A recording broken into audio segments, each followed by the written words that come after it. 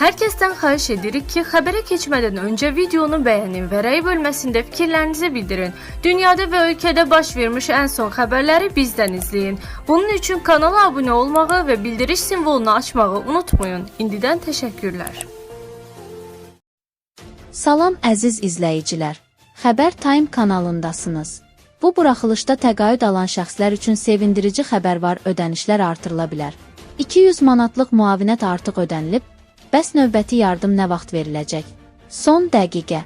Azərbaycanda internet qiymətləri bahalaşır, yeni tariflər belə olacaq. Bundan əlavə, sürücülər və taksi fəaliyyəti ilə məşğul olanlar üçün müsbət qərarlar gündəmdədir. Həmçinin dekabrın 27-si ilə bağlı əhaliyə rəsmi xəbərdarlıq edilib. Ətraflı məlumat üçün videonu sona qədər izləyin, bəyənməyi və kanala abunə olmağı unutmayın. Sizcə bu dəyişikliklər vətəndaşların xeyrinə olacaqmı? Fikrinizi şərhlərdə yazın.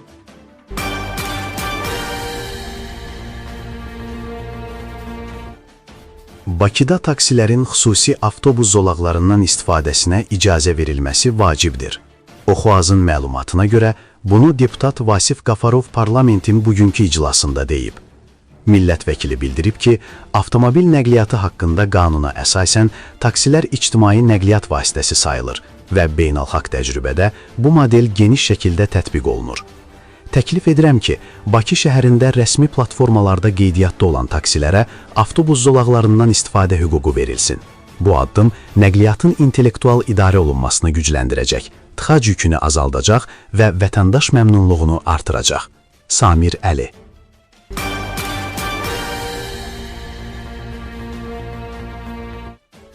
Artan inflyasiya, yüksələn xidmət və logistika xərcləri fonunda internet tariflərinin gələn il bahalaşıb-bahalaşmayacağı cəmiyyətdə maraq doğurur. Qonşu ölkələrdə artıq müşahidə olunan qiymət artımları Azərbaycanda da oxşar addımların atıla biləcəyi ehtimalını gücləndirir. Bəs 2026-cı ildə internet tariflərinin artırılması gündəmə gələ bilərmi? Bu barədə konkret açıqlama verən Azərbaycan Qiymətləndiricilər Cəmiyyətinin sədri Vüqar Oruc bildirib ki, internet tariflərinin bahalaşması təkcə Azərbaycanla bağlı məsələ deyil. Onun sözlərinə görə dünyada baş verən qlobal maliyyə prosesləri və inflyasiya bütün sahələrdə xərclərin artmasına səbəb olur. Zaman keçdikcə məhsulların, xidmətlərin, logistika xərclərinin, eləcə də işçilərin əmək haqlarının artması operatorların ümumi xərclərinə təsir göstərir. Bu da tariflərin yüksəlməsi ilə nəticələnir. Vüqar Oruc qeyd edib ki, 2025-ci ildə bir sıra qonşu ölkələrdə internet tariflərində 10-40% aralığında artımlar qeydə alınıb. Ən ciddi artım qardaş Türkiyədə müşahidə olunub. Son 2 ildə bu ölkədə internet tarifləri təqribən 40% bahalaşıb. Rusiya, Ermənistan və Gürcüstanda isə qiymət artımı 10-20% civarında olub. Bu proses təbii hesab edilir. Ekspertin sözlərinə görə əvvəlki illərdə də bəzi provayderlər qiymət artımına gediblər. İnternet paketləri 18 manatdan 25 manata, 25 manatdan isə 30 manata qaldırılıb ki, bu da 30-40%lik artım deməkdir. Vüqar Oruc 2026-cı ildə də internet tariflərində artım ehtimalının olduğunu bildirib. Onun fikrincə, ötən il ciddi bahalaşma baş verdiyi üçün növbəti ildə kəskin artım gözlənilmir. Ehtimal edirəm ki, artım təqribən 20% civarında ola bilər. Məsələn, 25 manatlıq paketlərin 30 manata, 30 manatlıq paketlərin isə 35 manata yüksəldilməsi mümkündür.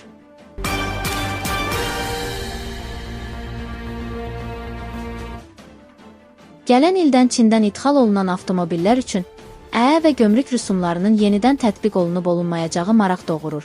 Maraqlıdır, gələn ildən Çindən idxal olunan avtomobillər üçün ƏƏ və gömrük rüsumları yenidən ləğv oluna bilərmi? Mövzu ilə bağlı konkret açıqlama verən Liberal İqtisadçılar Mərkəzinin sədri Akif Nəsirli bildirib ki, hazırda rəsmi məlumatlara əsasən 2026-cı ilin yanvarından etibarən xaricdən, o cümlədən Çindən idxal olunan hibrid və elektrik avtomobillərinə tətbiq edilən ƏƏ və gömrük rüsumu güzəştlərinin müddəti başa çatır. Bu isə o deməkdir ki, sözügedən avtomobillər yenidən ƏƏ və rüsumlara cəlb olunacaq və nəticədə qiymət artımı qaçılmaz olacaq. Akif Nəsirlinin sözlərinə görə bu məsələ ilə bağlı Dövlət Gömrük Komitəsinin rəhbər şəxsləri və ekspertlər tərəfindən dəfələrlə açıqlamalar verilib, eyni zamanda parlamentdə müzakirələr aparılır. Lakin güzəştlərin gələcəkdə yenidən qüvvəyə minib-minməyəcəyi ilə bağlı hələlik rəsmi qərar yoxdur. Azərbaycan yaşıl enerji istehsalını hədəfləyən və karbon emissiyalarının azaldılması öhdəliyini üzərinə götürən ölkə kimi elektrik və hibrid avtomobillərin idxalını stimullaşdırmalıdır. Bu baxımdan belə güzəştlərin uzunmüddətli olması ölkənin avtomobil parkının daha sürətlə yaşıl enerjiyə keçidinə töhfə verə bilər. Eyni zamanda Akif Nəsirli vurğulayıb ki, Gömrük Komitəsinin sədri növbəti ilin büdcəsi və qanunvericilik paketində tariflər və güzəştlərin yenidən nəzərdən keçirilə biləcəyini açıqlasa da, bu istiqamətdə hələlik konkret qərar mövcud deyil.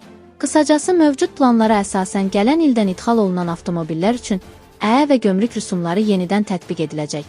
Bu güzəştlərin ləğvi və ya bərpası ilə bağlı hər hansı yeni qərar qəbul olunacağı təqdirdə ictimaiyyətə rəsmi şəkildə məlumat veriləcək.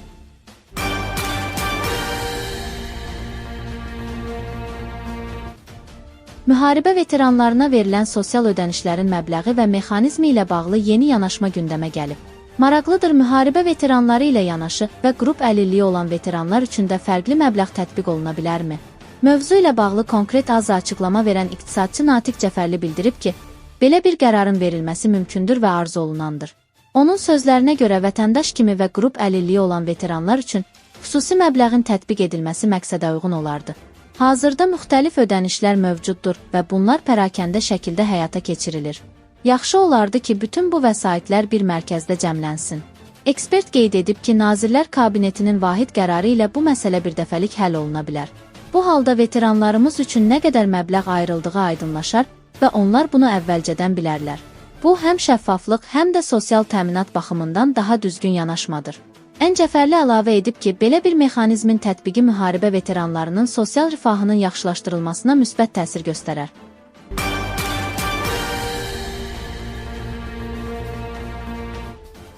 Dekabrın 27-də Bakıda və Abşeron yarımadasında hava şəraitinin dəyişkən buludlu olacağı, arabir tutulacağı, əsasən yağmursuz keçəcəyi gözlənilir.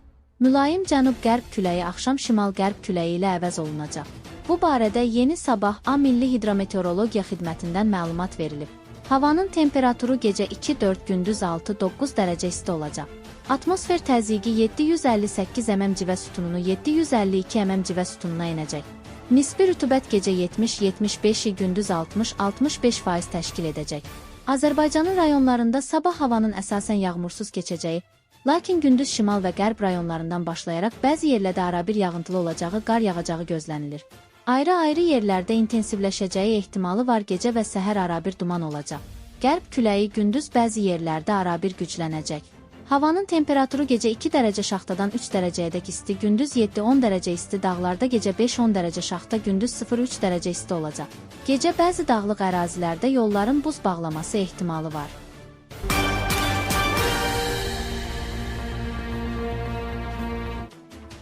Dekabr ayının müavinət, təqaüd və ünvanlı dövlət sosial yardımları ödənilib.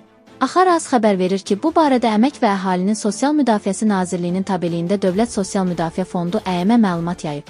Prezident cənab İlham Əliyevin sərəncamına əsasən ünvanlı sosial yardım alan ailələrin hər birinə dünya azərbaycanlılarının həmrəyliyi günü və yeni il bayramı münasibətilə birdəfəlik maddi yardım 200 manat verilməsi nəzərdə tutulub ki, bu maddi yardım da dekabrın 30-dək ödəniləcək.